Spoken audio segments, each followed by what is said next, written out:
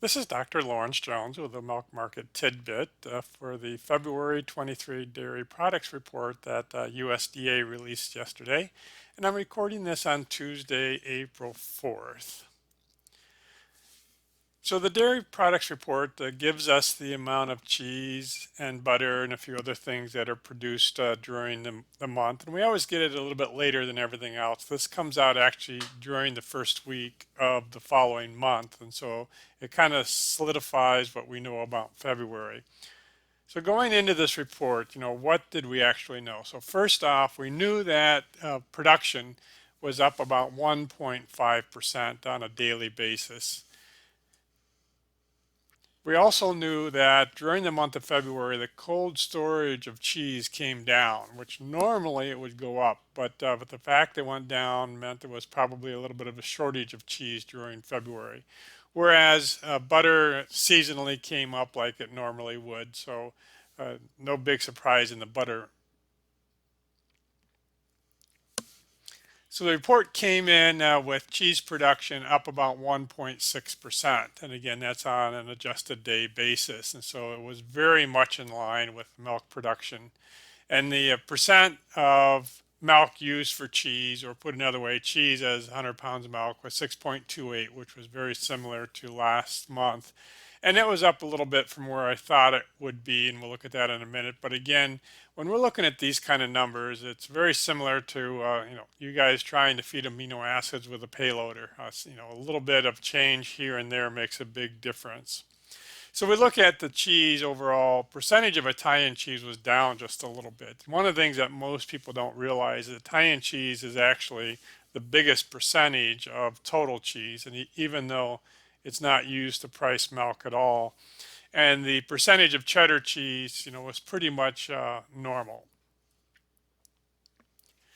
If we look at that ratio of cheese to milk, it came in right on trend line.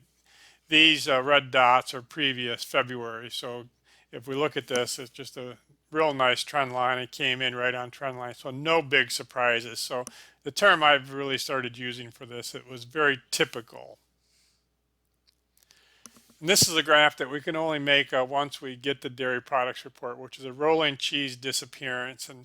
And part of the problem with disappearance, it just takes so long to figure out whether cheese went into cold storage or whether it, disappeared. And so this is a rolling cheese disappearance where we add a month and then take away a month a year ago. So it's very slow. But one of the things you can see here is that the disappearance is actually starting to separate from the production. So that means we've got a little bit more demand than we have actual production.